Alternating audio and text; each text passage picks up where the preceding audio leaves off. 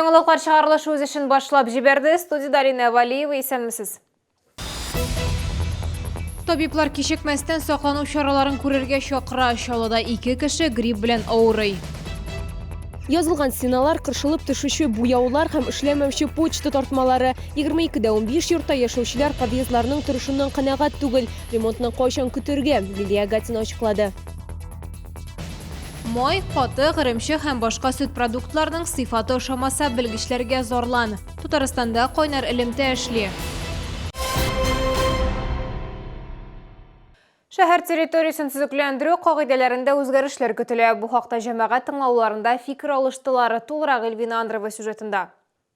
Үзгәрешләрнең берсе кондиционерларга кагыла. Хәзер аларны күп фатирлы йорт милекчеләре белән килешкәннән соң һәм башкарма комитет яки вәкаләтле орган рөхсәте нигезендә генә урнаштырырга мөмкин булачак. Моннан тыш кондиционерлар билгеле бер төстә һәм зурлыкта булырга тиеш.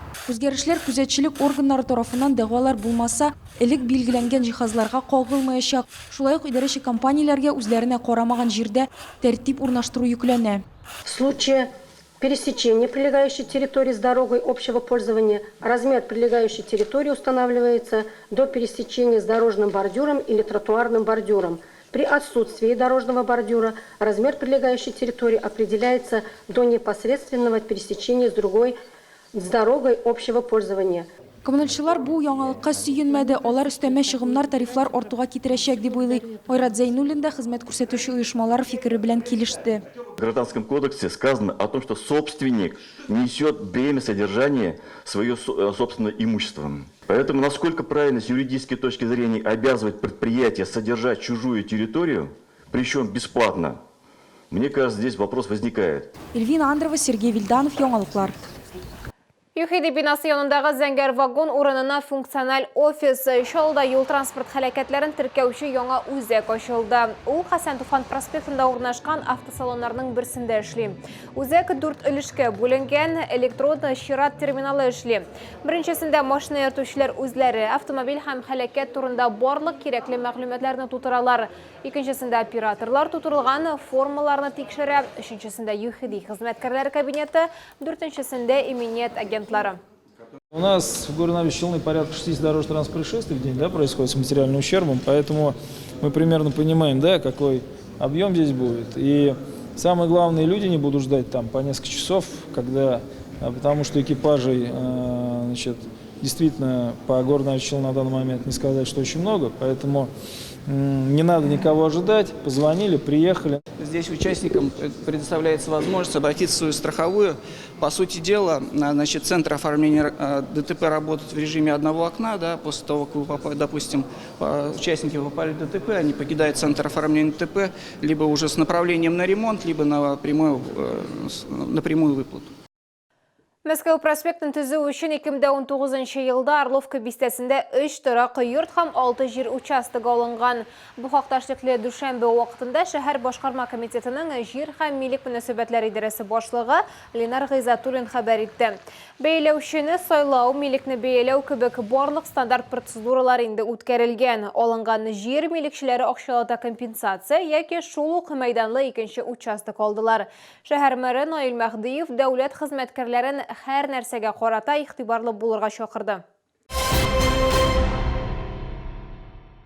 Шоуда грипп белән авыру очраклары теркәлде. Роспотребнадзор хезмәткәрләре белдерүенчә, узган атнада грипп белән 2 кеше чирләгән, икесе дә гриппка каршы прививка ясатмаган. Кискен респиратор вирус инфекциясе узган атна белән чагыштырганда 6,6%-ка арткан. ОРВИ белән 2000-нән артык кеше авырый. Казанда 126 очрак теркәлгән, аларның яртысы H1N1 яки дуңгыз гриппы дип атала. Госпитализацияләнүчеләрнең күбесе уртача авыр хәлдә. Моннан тыш аэропортларда Кытайдан яңа вирус аркасына санитар контроль көчәйтелгән. Ул симптомнар буенча пневмонияга охшаш. Килгән пассажирларны тепловизор ярдәмендә тикшерәләр. Яңа вирус аркасында Кытайда 2 кеше үлгән. Япония һәм Таиландта да яңа пневмония очраклары теркәлгән. Грипп начинается остро. Температура повышается до высоких цифр 38-39 градусов. Головная боль, ломота в теле. Вот, как бы это основные признаки гриппа.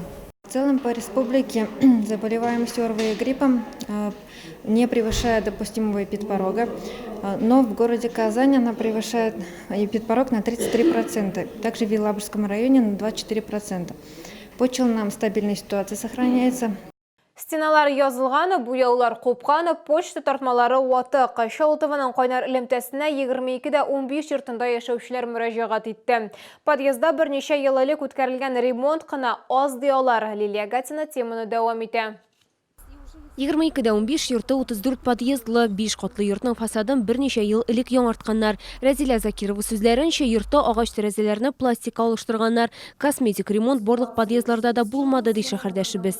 Соседний подъездларда почтовый ящиклар алмашынган, безнекеләр юк. Ишекләре дә юк.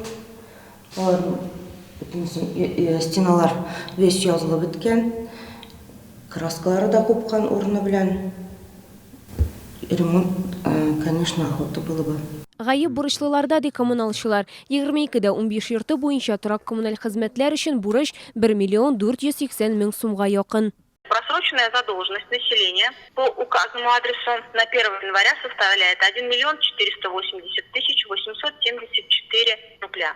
Наличие данной задолженности не позволяет планировать объем работ по выполнению работ текущего характера. 2020 елга капиталь ремонт планы негізінде 22-де 15 йорты 2 миллион сумнан артык акча бүленгән. Акча проект смета документларын эшләүгә, техник паспортлар эзләүгә һәм индивидуаль җылылык пунктларын урнаштыруга тотылачак. Лилия Гатина, Фәнис Иксанов, яңалыклар. Декабрь айы өчен газ квитанцияләрендә зур сумма. Шәһәрдәшләр әлеге саннар счетчик күрсәткечләре белән туры килми дип зарлана. Челны газ хезмәткәрләре хәбәр иткәнчә, 2019 елның декабрь өчен барлык түләүләр буенча анализы ясалган. Әмма бер очрак буенча да тариф артуы теркәлмәгән. Кайберәүләргә квитанцияләре план норматив күрсәткечләр буенча исәпләнергә мөмкин дип белгечләр. Счетчик күрсәткечләрен вакытында тапшырмаган очракта түләү югарырак булып чыга, чөнки сумма файдаланган газ буенча түгел, фатирда яшәүчеләр саныннан исәпләнә. Белгечләр счетчик күрсәткечләрен һәр айны 25-нә кадәр тапшырырга киңәш итә. Бу айда түләүләр абонент биргән күрсәткечләр нигезендә яңадан исәпләнәчәк.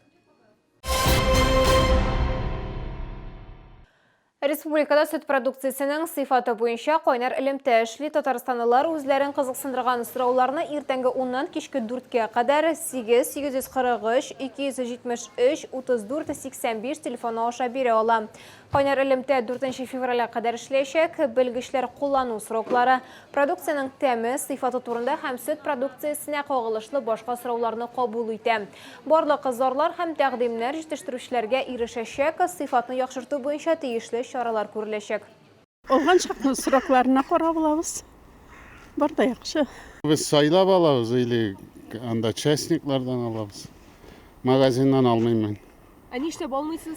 Анда сөт бармасын. Сөт юк бит анда. Жүнне. Татарстанда телләр турындагы законнарны гамәлгә ашыруын тикшерделәр. Республика юстиция министры Рөстәм Заһидуллин хәбәр иткәнчә, республика башкарма хакимияте органнарының 2019 елда кабул ителгән барлык норматив актлары 2 дәүләт телендә басылып чыккан. Татарстан дәүләт идарәсен цифрлы нигездә үстерү министрлыгы башлыгы урынбасары Радик Гыйсмәтов рус телендә бастырылган барлык хәбәрләрнең татар теленә тәрҗемә ителгәнен билгеләде. 2019 ел нәтиҗәләре буенча 34 сайтта 26 меңнән артык яңалык урнаштырылган.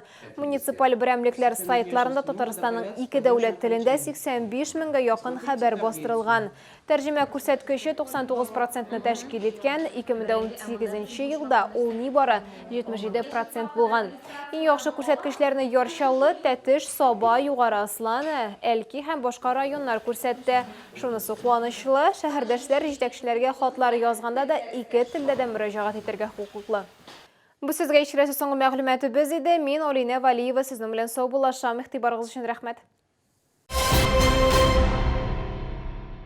Центр восстановительной медицины. Восстановление после замены суставов, травм, инсульта. Прием невролога, ортопеда, логопеда. Телефон в Челнах 78 09 35.